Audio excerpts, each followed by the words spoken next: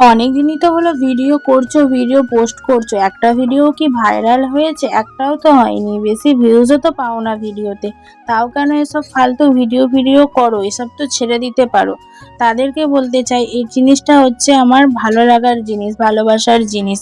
আর এই ভিডিওটা আমি প্রত্যেকদিন একটা করে হলেও পোস্ট করার চেষ্টা করি আর পোস্ট করি আর করেই যাব। তাতে যদি আমার ভিডিওতে কোনোদিনও ভিউজ আসলে আসবে, না আসলে না আসবে। ভাইরাল হলে হব, না হলে না হব। তাও কিন্তু আমি এই ভিডিও করাটা ছেড়ে দেব না, কারণ এটা আমার ভালো লাগার জিনিস। তো যাই হোক, এদিকে তো সংসারের কাজকর্ম প্রত্যেকদিন করতেই হবে। তো তুড়ি মেরে আমি বিছানাটা গুছিয়ে নিলাম। এইভাবে যদি তুড়ি মেরে সংসারের সমস্ত কাজ করা যেত কতই ভালো হতো। তো সকাল সকাল কিন্তু মাম্মাম সোনাও ঘুম থেকে উঠে পড়েছিল। তারপরেই আমি বিছানাটা ঝেড়ে ঘরটা ঝাড় দিয়ে নিচ্ছিলাম ভালো করে। কেউ আবার ভেবো না যে এটা বাসি ঘর ঝাড় দিচ্ছি। বাসি কাজ কিন্তু আমার অনেকটা সকাল সকালই হয়ে যায়, আর হয়েও গেছে। দেখো কাজকর্ম করে আমার কি অবস্থা গরমের চোটে।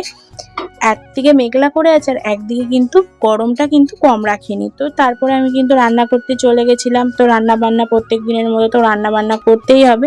তো রান্না বান্না সেরে নিচ্ছি আমি ঝপঝপ করে। তো তোমরা কে কোথা থেকে আমার ভিডিওটা দেখছো অবশ্যই কিন্তু কমেন্ট করে জানাবে।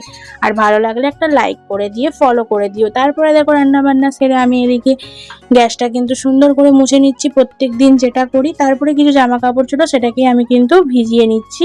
তারপরে এগুলোকে কাচাকুচি করে নেব। আজকের ভিডিওটা এখান পর্যন্তই। ভালো লাগলে অবশ্যই লাইক কমেন্ট শেয়ার করে দিও। ততক্ষণ সবাই ভালো থাকবে, সুস্থ থাকবে। দেখা হবে অন্য একটা ভিডিওতে। Tata, bye bye.